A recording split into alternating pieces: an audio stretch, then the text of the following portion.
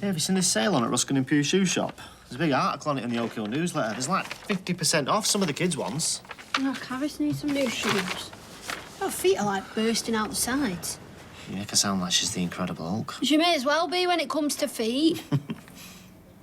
Even with this, though, won't be able to afford them, will we? No, not really. We could let her go barefoot. Oh, yeah, I'm sure the cobbles won't hurt a bit. Oh, great. Come in. Oh, I was thinking you were ignoring me. I was. This is Pete. He's here to fix the boiler. Yeah, about time. I think what Gemma's trying to say is thank you. When you conveyed in very blunt language how bad the situation was in that text, of course I'm going to respond. No, she didn't mean to offend you. It's just been really hard without hot water. Hey, don't speak for me. We pay our rent, so we have rights. Well, I'll leave Pete here to find the issue. Just one more thing. Your Section 21 eviction notice. I'm selling up. You have 2 months to vacate the premises.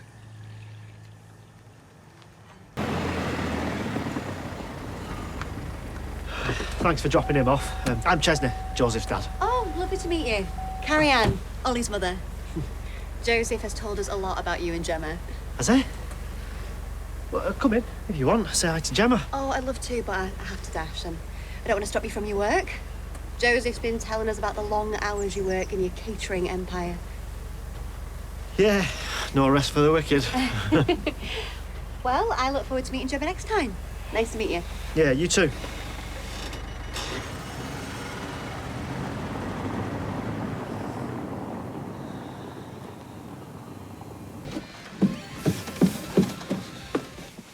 Dad, I'm sorry, I just... You don't have to explain. I get it.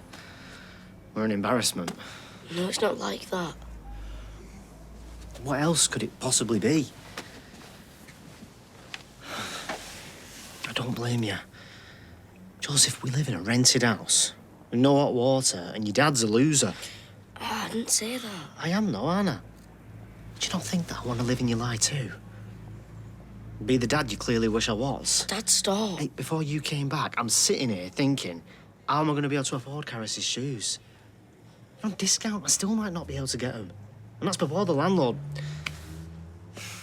But that's my reality. And no matter how hard I work, no matter how hard I try, I just can't ever get out in front. I'm sorry if I did... But you have to, all right? That's what you need to do now. You have to be the one with the fancy car. You have to be the one that can throw people out on the street. All right, you've got to be the boss and not care about people like me. I was so worried that Oak Hill was going to change you, but now I know it needs to. All right, because you can't grow up and be like me. All right, there's no future. Dad, you're scaring me. What's going on, Ches?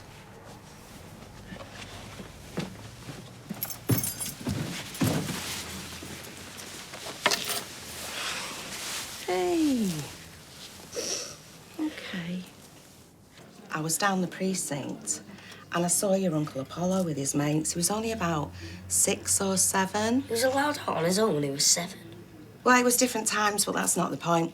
Anyway, I waved at Apollo and he didn't wave back and I thought he hadn't seen me and him and his mates went into Rutland's. Anyway, a bit later, I'm on the bus and this lad gets on and I recognised him as one of Paul's mates from the precinct, but I didn't know him because they went to different schools. So I said, hello, and he said, hiya, you're one of Paul's dinner ladies, aren't you? Because that's what Paul told him.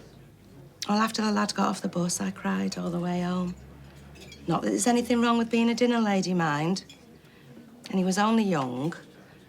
But when your own son's ashamed of you, it hurts. I'm not ashamed of my dad. So why are you going round lying about his job? I didn't. So what happened then? I told Ollie where he worked. I didn't say what his job was. It was Ollie's mum who thought he ran the company. Right. Right, that makes sense with the Oak Hill lot. You can't imagine some of us have real jobs. But why didn't you put her right? Oh, I don't know. Well, you should have just told your dad all this. I couldn't get a word in. Look, your dad's got a lot going on right now. And maybe you should tell him the one thing he doesn't have to worry about is his son being embarrassed about him. Have you seen the prices of rent out there?